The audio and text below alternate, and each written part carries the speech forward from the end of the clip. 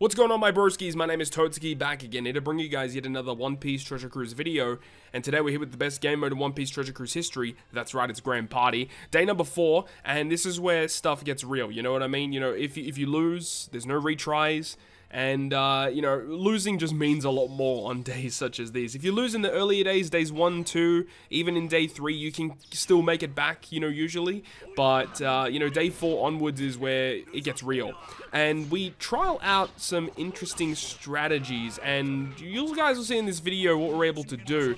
So in this first game here, we saw that it was a quick team, and that's actually really good for me. I like going against quick. I have no qualms with that at all. Using my side team, I felt pretty comfortable with that as long as I'm able to charge my GP burst. I can use my Gear 5 GP burst to secure victory. I wait for the bench to come online. I use the burst. We get a pretty comfortable win there. But then I was thinking, maybe I should just hold off on this burst, because if I can get my opponent's burst up first, that would actually really cool. But you see that my opponent didn't get their GP burst up. We still have our burst, you know. If we can save the burst, it actually ends up being a pretty net positive for us. But the strategy that I wanted to see is, can we somehow get the opponent to bait out 2 bursts against us? And you guys will see in this video what we're able to do. So this first one here, and the way that we're doing this is with Dex versus Sai. And the best case scenario is when they have their burst ready to go heading into this game. So they use their burst initially, and then they charge up their burst again. And because Dex have so much defense and HP, we're actually able to make it in such a way where the opponent uses the burst on us, and then they can get it again, and then use the burst once more to then go ahead and make it so that they have no bursts heading into the last game, whereas I have my burst still. And if you're in a Gear 5 mirror match, when the opponent has no bursts left and you've got your burst, that puts you at a massive advantage, especially when there is 1 game remaining. So it actually ends up being pretty good for us. As you see, the Dex team, the whole point of this is to just stay alive as long as possible. I could have probably shifted my team up to include Legend Brook with some, not revive mechanics, but some healing mechanics. I think that would have been a pretty good strategy as well. I may shift that moving forward into day number 5, because, I mean, starting from tomorrow, you know, there's going to be situations where we can't even see the opposing teams. But we still do see where the leader is, which means that we can still, you know, go ahead and build our Dex team to take on those side teams. So we'll see how things go tomorrow. I hope that it works just as successfully as it did in this clip here. And then the final one here, we're up against, I think it's an int team. Yeah, an int team. And I did kind of screw up. I did use my burst skill before my health cuts, which didn't really make a lot of sense. Like, after I swiped up to use the burst, I immediately thought to myself, that wasn't a very smart decision. But luckily, we were still able to hold out because Roger Whitebeard is an absolute beast. And yeah, we still have both of our bursts, of course, which make things a lot easier.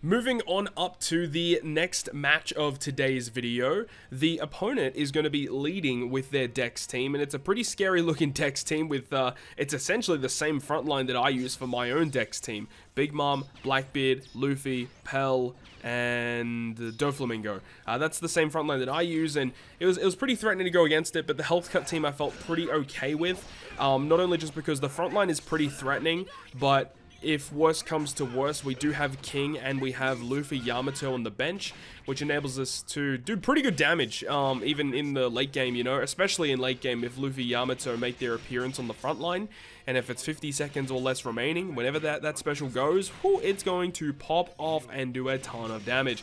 But, of course, the whole point of this team is to let Roger Whitebeard use their skill, and then use my burst skill. Got a little unlucky as the Big Mom launched right after Roger Whitebeard, so I didn't really find a good time to use that burst there. Big Mom does finally go down though, and I decided to skip just to make sure that my opponent did not launch their burst, because they did get their burst ready. I was very scared because if that burst launched, I think I would have lost that game. So we were able to use our burst, get a good advantage against the opponent. They got their burst ready, so we'll just skip. Hopefully that it doesn't launch in that skip period, and then we can start this game with our same strategy that we were trialing before, as we have our Dex team against the opponent's Psy-ish focus team. It's a pretty weird team that I came up against here. You see they use their burst, and this is a heavily invested gear 5 that I noticed, as a lot of my characters' HP were incredibly low. I was a little scared because I know the opponent has Roger's skill ready to go, and that Roger skill obviously does like 2500-ish fixed damage to our crew, and all of our characters have such a low HP that that's gonna probably knock out a couple characters. Gear 5 Luffy obviously doing Gear 5 things, and this is looking pretty promising because, as I said, the whole point of this team was to ensure that my opponent gets their skill up twice, or they use it initially and then hopefully get it up again. They have to do 55,000 damage to us for them to use their burst again, and luckily we were able to do that, which will mean that we have a burst skill ready to go.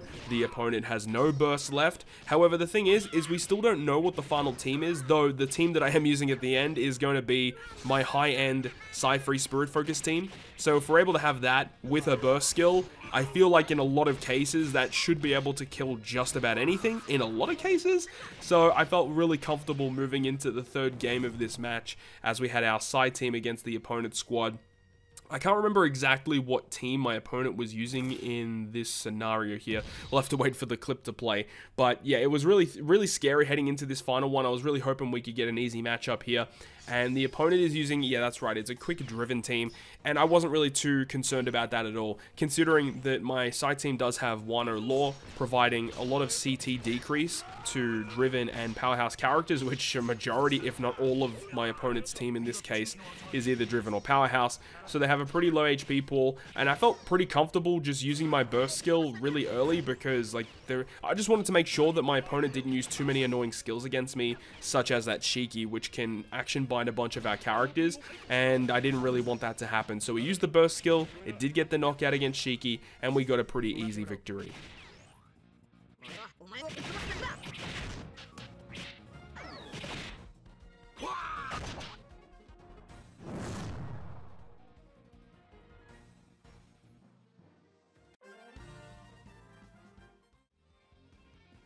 And now we can move on to the final match of the video, which is going to be a pretty interesting one. I saw this opponent had a strength team up front.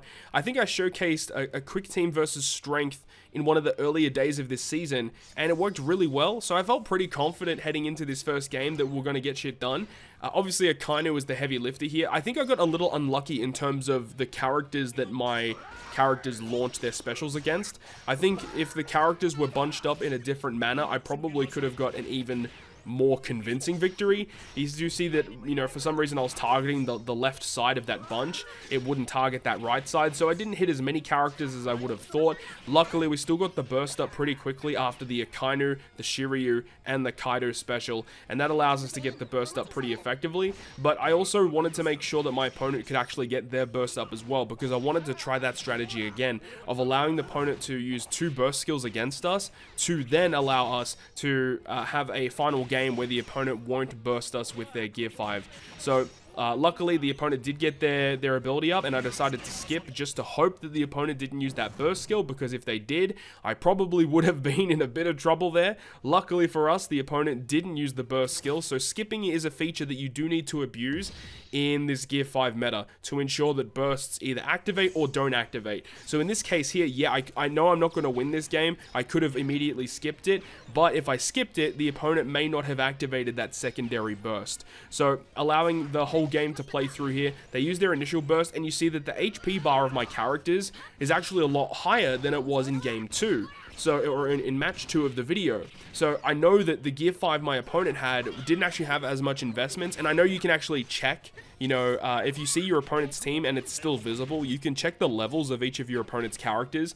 In this case, though, I was unable to check my opponent's level, but just judging by the amount of HP that I had remaining from the Gear 5 burst, I know that his investments weren't as high as what mine were, and there you go, my opponent uses their GP burst once again, which puts us in a fantastic situation moving into the final game, where we have a burst skill, and they don't, and it's going to be my high-end side team with all level 150 characters across the board, against the Dex team, which is somewhat annoying to deal with, but as I said, we've got a burst and they don't, so we basically win. And there we go. Somehow, I still have 12 victories in this season. I will say, though, I am not expecting to reach 15 this season. If we do, then, you know, miracles can happen, but I don't expect that to be the case. I'm expecting to get absolutely stomped tomorrow, but we'll see how things progress. Hopefully you enjoyed the video. If you guys did, make sure to go ahead and leave a like, and if you want to stay up to date with all the content I post, including more One Piece Treasure Cruise content, make sure to hit the subscribe button down below. On that, guys, I'll see you guys within the next video.